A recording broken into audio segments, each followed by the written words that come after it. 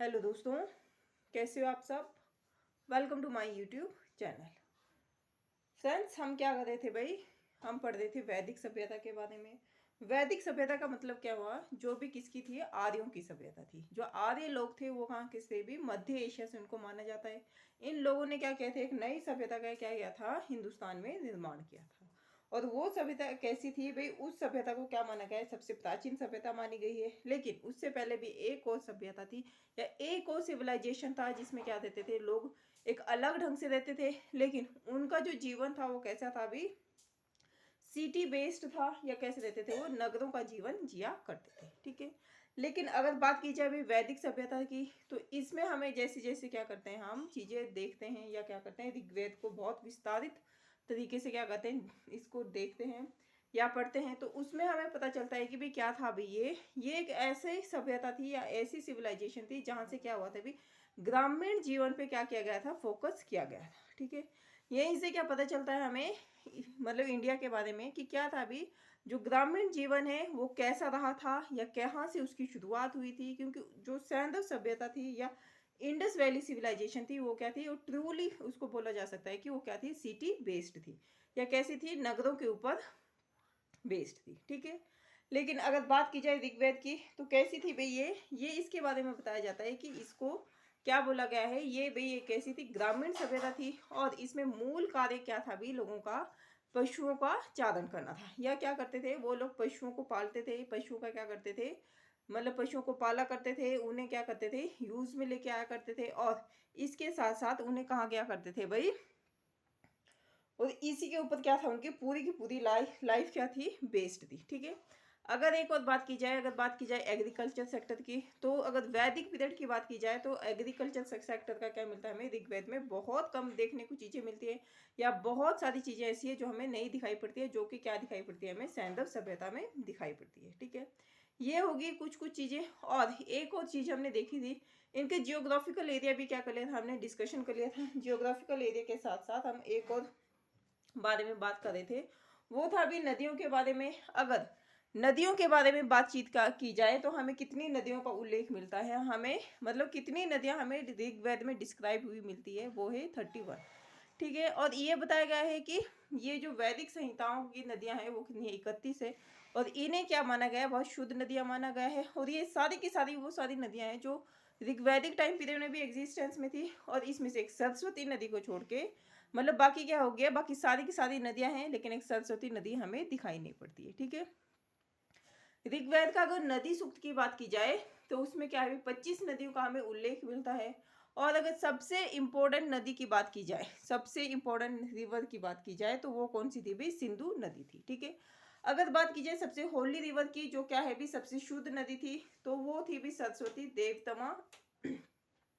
ये देवी तमा लिखा है, लेकिन आपको क्या करना है, इसको देव तमा पढ़ना है, मोम तमा या नदी तमा। और ये सबसे शुद्ध नदी माना गया है।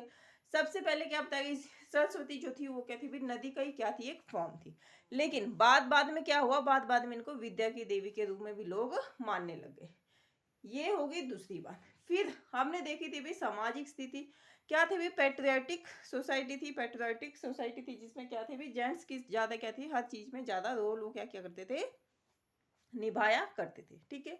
लेकिन इसके बावजूद भी क्या बोला जाता है, अगर फंडामेंटल यूनिट की बात की जाए सोशल स्ट्रक्चर में, कि इसका फंडामेंटल यूनिट क्या थी, या क्या बोला जाता है भी, फंडामेंटल यूनिट क्या मतलब क्या हो भी, जो मूल इकाई क्या थी, वो होता था परिवार।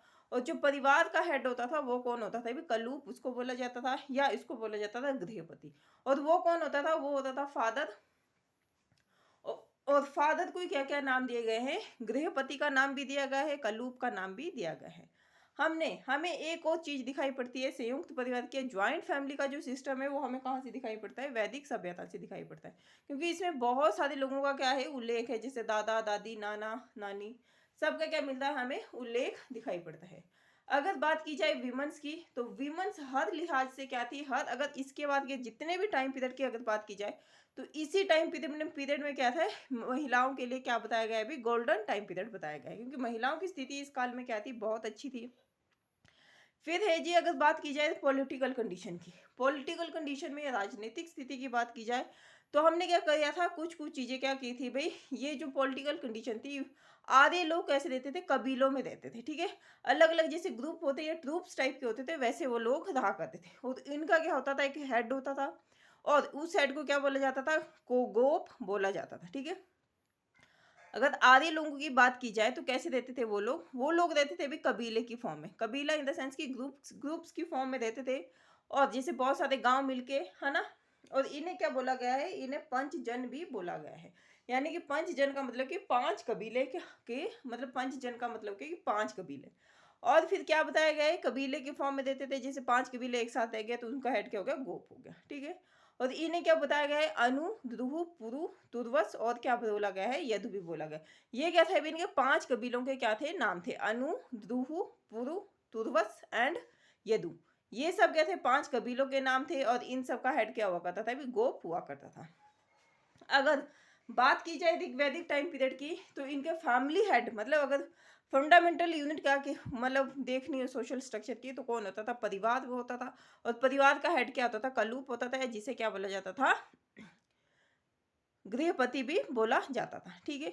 और बहुत सारे परिवार मिलके क्या बुलाते हैं, जैसे आज के टाइम में भी क्या होता है, बहुत सारे परिवार मिलके क्या बनाते हैं, गांव का निर्माण करते हैं, ठीक है। गांव का जो हेड होता था वो कौन होता था, ग्रामीणी होता है। हमारे गांव में क्या होता है, या जैसे हमारे वार्ड का सिस्टम, इनके क्या होता था, गांव गांव का क्या होता था, एक हेड होता था जिसे क्या बोला जाता था, ग्रामीणी बोला जाता है।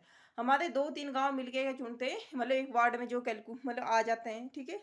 जैसे इधर पहाड़ों में क्या छोटे छोटे गांव बसते हैं, लेकिन बाहर क्या है, बाहर तो बड़े बड़े गांव होते हैं, है ना। अगर प्लेन एरिया की बात की जाए तो उसमें क्या है, उसमें बहुत सारे क्या होते हैं, वार्ड्स बने होते हैं। तो फिर क्या होता है भाई, हम उस इस टाइम की अगर बात की जाए तो क्या होते हैं भाई, वार्ड मेंबर चुने जाते हैं। लेकिन उस टाइम में क्या होता था, एक गांव का एक हेड होगा और उसका नाम क्या होगा, ग्रामीणी होगा, ठीक है। तो दो चीजें हमारे पास क्या आ गई, पॉलिटिकल कंडीशन में सामने आ गई, एक कलूप, दूसरा क्या होता था, ग्रामीणी। ये क्या होता था, सबसे छोटा कलूप होता था, उसके बाद क्या होता था, ग्रामीण, ग्रामीणी, ये मतलब गांव होता था, और गांव के बाद क्या होता था, उनका हेड होता था ग्रामीणी। फिर हम क्या करेंगे, इसके आगे की चीजें डिस्कशन करेंगे, लेकिन उससे पहले आप क्या कर सकते हैं, चैनल को लाइक कर सकते हैं, शेयर कर सकते हैं एंड क्या कर सकते हैं, सब्सक्राइब भी कर सकते हैं।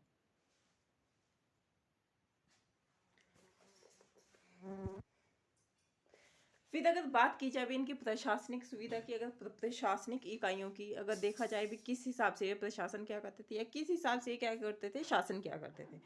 आज की मतलब ग्रामीण सभ्यता थी तो क्या होता था अभी, सबसे पहले बात कहाँ से स्टार्ट होती है, फैमिली से स्टार्ट होती है, ठीक है। सबसे जो छोटी इकाई थी या मूल इकाई थी या फंडामेंटल यूनिट थी, वो क्या थे भी, कुल था। और कुल का क्या होता था भी, एक हेड होता था, मतलब पैट्रियाटिक सोसाइटी होती थी, या क्या बोला जाता है, जेंट्स लोगों का क्या होता था, समाज हुआ करता था, ठीक है। और मतलब इनका हेड क्या कहलाता था भी, कुल कहलाता था।